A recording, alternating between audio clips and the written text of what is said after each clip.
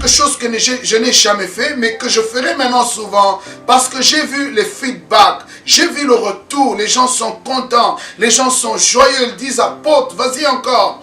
Alors, vous êtes là au Sénégal, au Cameroun, à Québec City, à Montréal, à Toronto, au Congo, en Inde, en Asie, là-bas.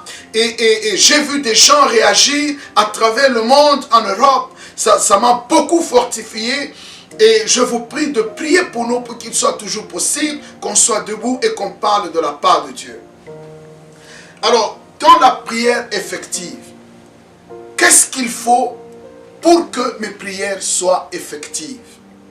Nous allons lire un texte très important. Ce texte a changé ma vie. Ce texte m'avait introduit dans une nouvelle dimension, dans une nouvelle dynamique de la vie chrétienne. Et depuis lors, ma vie a complètement changé.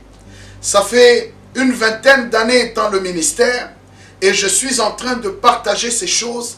Et aujourd'hui, j'ai l'opportunité de te parler là où tu es. Crois-moi, c'est une grande bénédiction pour toi. Je te bénis, je te bénis. Alors, Père, dans le nom de Jésus, bénis ce moment, bénis cet enseignement, bénis cette école. Laisse que tu parles à des cœurs, laisse que tu parles à ces vaillants héros, ces champions, ces hommes aguerris, femmes qui me suivent pendant ces temps. Qu'au travers de cet enseignement, que tu puisses les stabiliser et apporter un nouveau souffle à leur vie. J'ai ainsi prié dans le nom de Jésus. Amen. Alors, sans plus tarder, nous allons lire ensemble dans 2 Timothée chapitre 2, le verset 19 à 21. Alors, lisons 2 Timothée 2 au chapitre 2, le verset 19 à 21. Et c'est le verset 19 qui va beaucoup m'intéresser. La Bible nous dit ceci. Néanmoins, le solide fondement de Dieu reste debout. Avec ces paroles qui lui servent de sceau, le Seigneur connaît ceux qui lui appartiennent. Et quiconque prononce le nom du Seigneur, qu'il s'éloigne de l'iniquité. Alors, la première chose qu'il faut établir dans la vie chrétienne, ce sont les fondements. C'est très important. Vous allez voir les architectes, lorsqu'ils sont en train de s'apprêter à élever un édifice, ils travaillent beaucoup sur le fondement. Si les fondements sont négligés, tout le reste du travail sera bâclé. Il y aura beaucoup d'imperfections et il y aura moins d'avancements parce qu'il faudra toujours revenir corriger tout ça. Alors, les fondements sont très importants. Quand on parle de fondement, nous sommes en train de voir la fondation, la base, le commencement, le support, là où on s'appuie. Alors, le fondement, c'est la base d'une construction. Ta vie telle qu'elle est, c'est toute une construction. Ce n'est pas quelque chose qui a commencé du néant, ça a commencé avec un travail. Et quand ce travail a commencé, c'était t'édifier, te coordonner, te donner des parties, te former. Alors ça a pris le temps de te construire pour devenir ce que tu es aujourd'hui. Alors dans chaque travail, il y a toujours un fondement. C'est pourquoi ne vous moquez pas des gens quand ils sont dans leur début, quand ils ont commencé quelque chose de nouveau. Ce qui est plus important, c'est de voir comment les gens travaillent au départ. Le départ compte beaucoup. Souvent, quand les gens viennent me parlent de ce qu'ils sont en train de faire, je ne suis pas préoccupé par ce que je vois. Je ne suis pas préoccupé parce que souvent, quand nous les invitons, on va quelque part, les gens invitent beaucoup de gens et tout ça, et vous croyez que c'est ça l'assemblée, c'est ça l'église. Mais cependant, ce n'est pas. Alors je pose toujours la question de savoir comment vous avez commencé. Quelles sont les fondations que vous avez placées? Lorsque j'écoute comment les fondations ont été placées, alors en ce moment-là, ça me rassure, ça me donne l'idée de l'œuvre, l'idée ou l'ampleur de ce qu'on m'a présenté ou de ce que j'ai vu. Même le mariage sans fondement, sans avoir travaillé sur la fondation, c'est un mariage qui est appelé à se briser. Tu commences les affaires et je vais chercher à savoir comment tu as commencé. C'est très important. Alors, la Bible nous dit ici, Dieu lui-même dit qu'il a un solide fondement.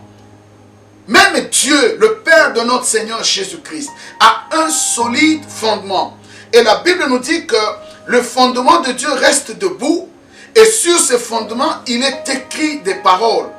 Et ces paroles, on nous dit que le Seigneur connaît ceux qui lui appartiennent. Donc, quand Dieu regarde le fondement, la fondation, il connaît déjà ceux qui lui appartiennent. Jésus a un peu dit, ce n'est pas tous ceux qui disent Seigneur, Seigneur qui entreront dans le royaume des cieux. Mais ici, ça m'inspire encore davantage. On dit que Dieu a un fondement solide. Et sur ce fondement solide, il y a des paroles où l'on nous dit que le Seigneur connaît ceux qui lui appartiennent. Donc, tel que tu es là, Dieu sait que si tu lui appartiens ou pas. Mais il y a un signe qui est écrit sur le fondement. La Bible continue, elle nous dit que quiconque prononce le nom du Seigneur, qu'il s'éloigne de l'iniquité. Donc, sur ce fondement-là, c'est écrit, quiconque prononce le nom du Seigneur, qu'il s'éloigne de l'iniquité. Donc, dans la vie chrétienne, la première priorité, ce ne sont pas, oh les bénédictions, oh les voitures, oh les maisons, oh les promotions, oh moi un grand ministère, non. Tout commence avec la fondation. Et comme nous sommes les enfants de Dieu, nous allons nous référer à la fondation de Dieu, au fondement de Dieu. Qu'est-ce qui est écrit sur le fondement de Dieu? C'est écrit que quiconque prononce le nom du Seigneur, qu'il s'éloigne de l'iniquité. Donc la première chose dans la vie chrétienne, c'est s'éloigner du mal, s'éloigner de la méchanceté.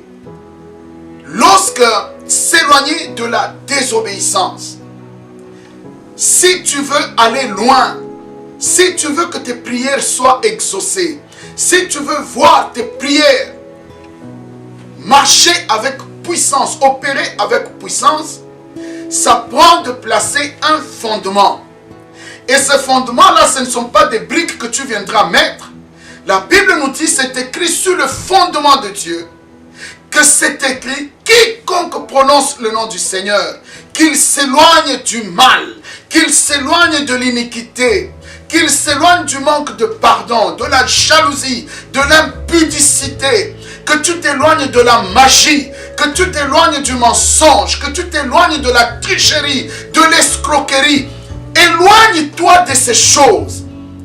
Souvenez-vous, les disciples, lorsqu'ils disent à Jésus, apprends-nous à prier. Écoutez dans la prière de Jésus. Il dit, voici comment vous devez prier. Notre Père qui est aux cieux, que ton nom soit sanctifié. C'est la première chose qu'il a prononcée. Il dit que ton nom soit sanctifié. Donc nous devons sanctifier. Il faut que le nom de Dieu soit sanctifié dans notre vie. Il faut que le nom de Dieu soit sanctifié dans ma maison, dans mon mariage, dans mon église, dans mon équipe, dans mon ministère. Dans tout ce que tu es en train de faire, il faut que le nom de Dieu soit sanctifié. Il faut que l'on sente que le nom de Jésus est mis à part et respecté.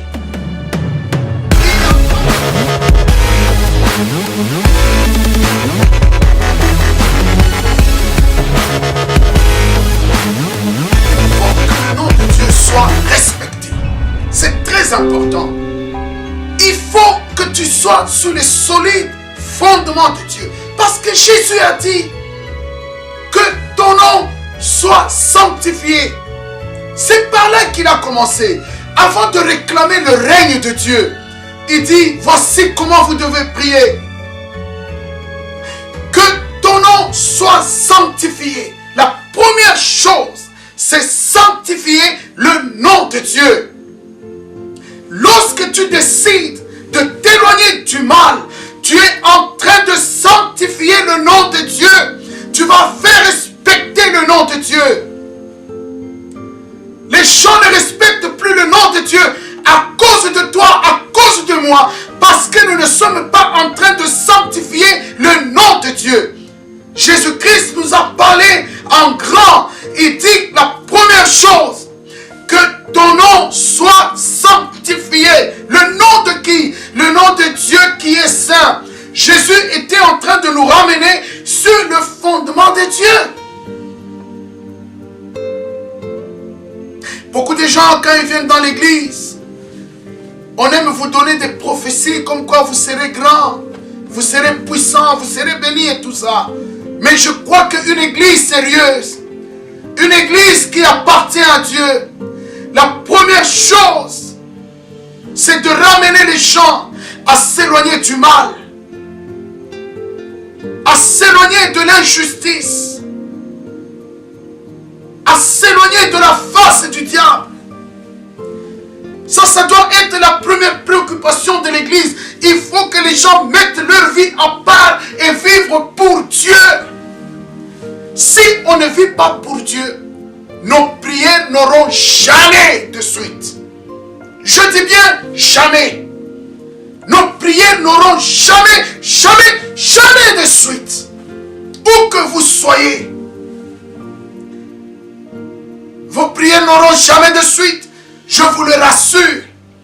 Je ne suis pas un sorcier, mais je parle du langage du fondement de Dieu. Je ne vous maudis pas, mais je vous dis la vérité. Si vous n'êtes pas sur le fondement de Dieu, n'attendez pas de grandes choses avec Dieu. N'attendez pas la main de Dieu vous venir en aide. Dieu ne peut pas se contredire. La Bible nous dit qu'il connaît ceux qui lui appartiennent. Qui sont ceux-là qui lui appartiennent? Ceux qui sont sur le fondement de Dieu. La Bible nous dit ceci: le Seigneur connaît ceux qui lui appartiennent, et quiconque prononce le nom du Seigneur, qu'il s'éloigne de l'iniquité. Quiconque prononce le nom du Seigneur. Ne nous distrayez pas en parlant en langue, rabarabarabaraba. C'est bien. Ta vie, c'est quoi? Est-ce que tu as horreur du mal? Qu'est-ce que tu médites dans ton cœur? Quelles sont tes relations avec les frères qui t'entourent? Tu es là à envier, à convoiter les filles qui sont dans ton entourage, au lieu de disposer ton esprit à chercher Dieu.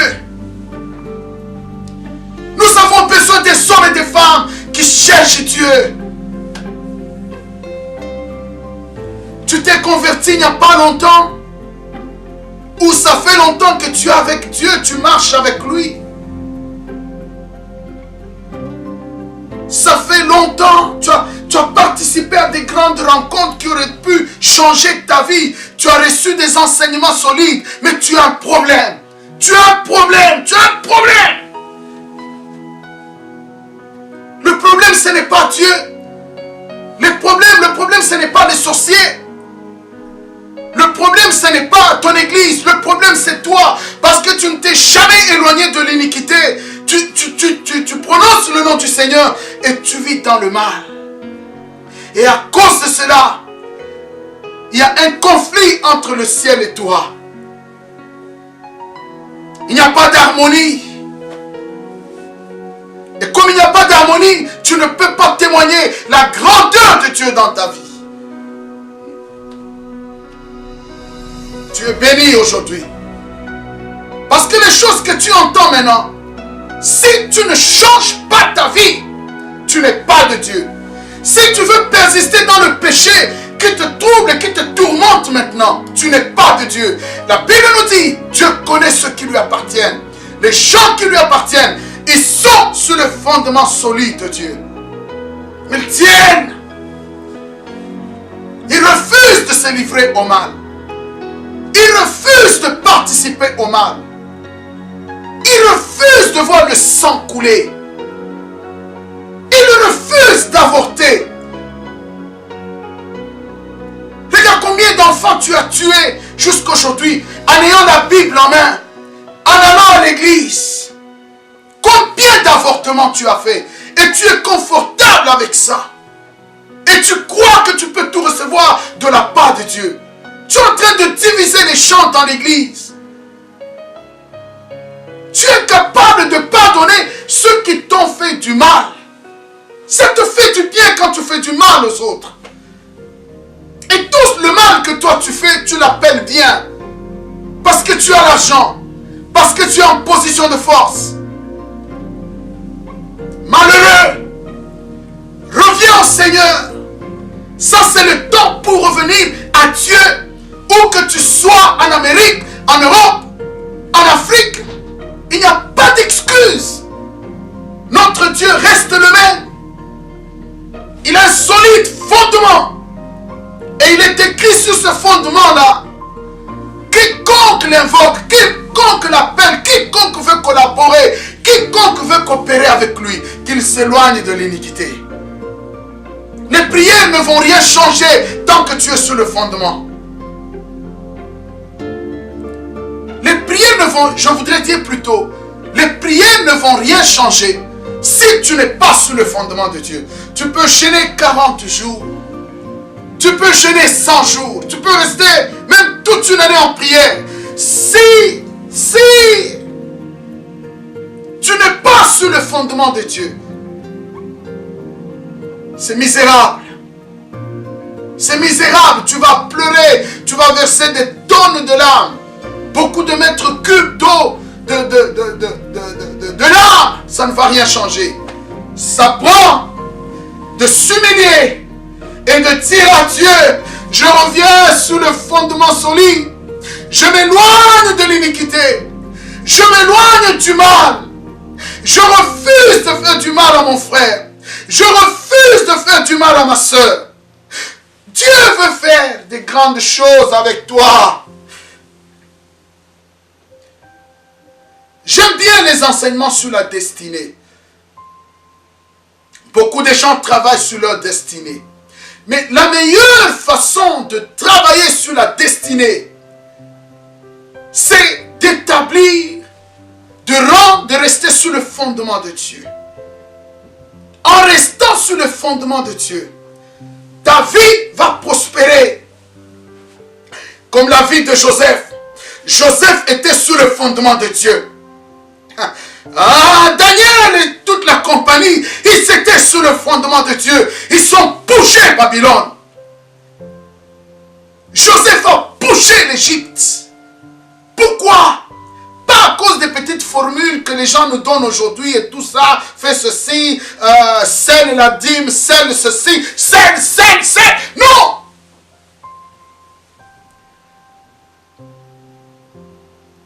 Quand on est sur le fondement de Dieu, notre destinée prend son cours. Le péché dérange le parcours de notre destinée. Dès que le péché, l'Église ne veut plus parler en ces termes. Nous voulons parler comme les motivateurs du monde. C'est bien.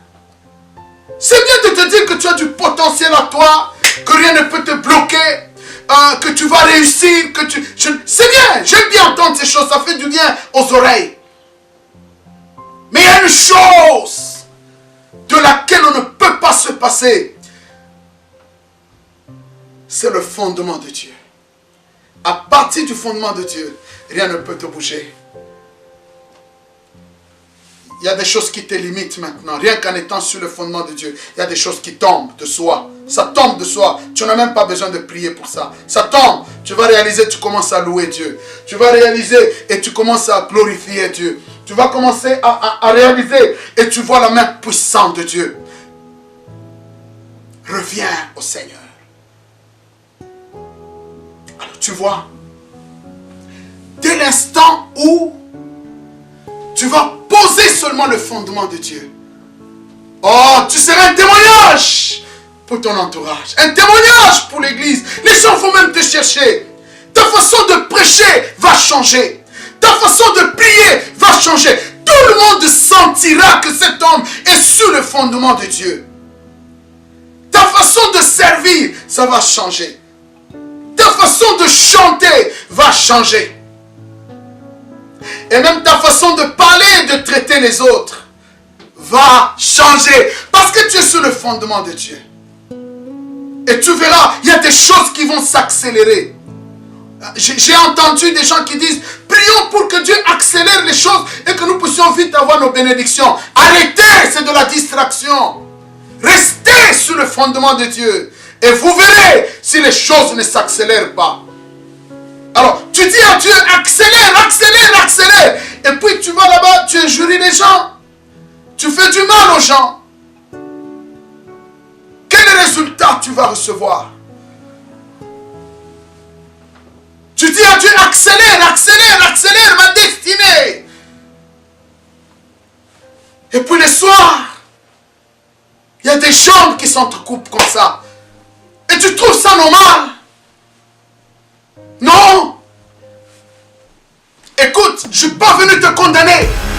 Je suis venu te dire que Dieu t'aime beaucoup. Et il veut t'avoir